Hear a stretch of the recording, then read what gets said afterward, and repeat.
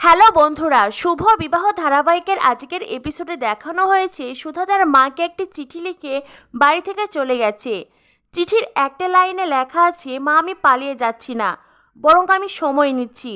একটা বিয়ে থেকে আমি অনেক কষ্টে বেরিয়ে এসেছি। কাতলাকে বিয়ে করে দ্বিতীয়বার আমি সেই ভুলটা করতে চাই না। একটা ভুল বিয়ে জীবনকে তিলে তিলে শেষ করে দেয়, তাই তো আর সুধা বিয়ে করতে চায় না। সুধা চিঠিতে আরও লিখেছে, মা একদিন আমি অসহ্যকর যন্ত্রণা সহ্য করতে না পেরে বিবাহিত জীবন থেকে পালিয়ে এসেছিলাম। নিজের বাড়িতে এসেছিলাম মা, কিন্তু আমি বুঝে গেছি আমার বাড়ি আর আমার নেই। সুধার চিঠিটা পড়ার পরেই সুধার মা কোনো রকম নিজেকে সামলে নিয়েছেন। এদিকে কেয়া সুধাকে বলে, সুধা এত বড় শহরে তুই কোথায় যাবি, কোথায় থাকবি? সুধা বলে, আমি জানি না, তবে নিজের একটা ব্যবস্থা ঠিক করে নিতে পারবো। তার আগে আমাকে একটা কাজের ব্যবস্থা করতে হবে। অবশ্য এখন আমার সবচাইতে বড় কাজ হলো কাতলাদার টাকা শোধ করে দেওয়া। কাতলাদা আমাদের বাড়ির জন্য টাকা দিয়েছিল। কেয়া বলে, কিন্তু সুধা 50,000 টাকা, এতগুলো টাকা তুই কোথায় পাবি?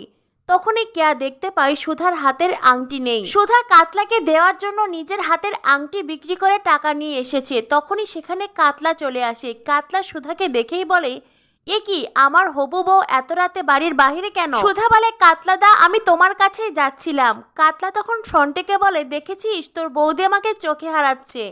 ফ্রন্টে বলে, হ্যাঁ হ্যাঁ তাই তো দেখছি, প্রেম পুরো জমে ক্ষীর। কাতলা বলে, ক্ষীর নয় ক্ষীর নয়, ক্ষীর দই, তোরা বুঝবি না, তোরা এখন এখান থেকে যা। আমি একটু তোর বৌদিকে নিয়ে এখন লং ড্রাইভে যাব, আর তারপরেই তো আমাদের বিয়ে। তখনই সুধা বলে, কাতলাদা আমি তোমাকে বিয়ে করতে পারবো না। এই বলে সুধা ব্যাগ থেকে টাকা বের করে কাতলাকে দিয়ে বলে, এই নাও, আমি তোমার ঋণ শোধ করলাম। আর হ্যাঁ, তোমাকে আমাদের আর কোনো উপকারে আসতে হবে না, চল কেয়া।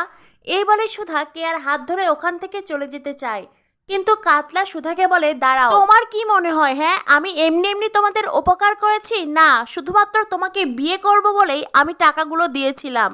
আর এখন যখন তুমি আমাকে বিয়ে করতে চাইছো না, তাহলে তার কোনো কথা শুনবো না। আজই তোমার সঙ্গে আমার মন্দিরে গিয়ে বিয়ে হবে। এই বলে সুধার হাত ধরে টানাটানি করতে থাকে কাতলা। আর তখনই সেখানে তেজ চলে আসে। সুধা মনে মনে ভাবতে থাকে, এ কি, একটু পরেই তো দোয়েলের সঙ্গে ওনার আশীর্বাদ, আর উনি আমাকে এই অবস্থায় এখানে দেখে নিলেন। ইস, এর জন্য যেন বাড়িতে আবার কোনো অশান্তি না হয়। সুধা তেজের দিকে তাকাচ্ছে না। তখনই তেজ কাতলাকে বলে, ওর হাতটা ছেড়ে দিন। কাতলা বলে, আপনার কথায় কেন ওর হাত ছাড়তে হবে হ্যাঁ? আর আমাদের মাঝে আপনিই বা কেন আসছেন? আমি আমার হবু স্ত্রীর হাত ধরেছি, আপনি এখান থেকে যান। এই কথাটা শোনার পরে তেজ যেন আকাশ থেকে পড়ে। তেজ মনে মনে ভাবতে থাকি, এ কি, উনি সুধাকে নিজের হবু স্ত্রী কেন বলছেন? আর সুধাও কোনো প্রতিবাদ করছে না।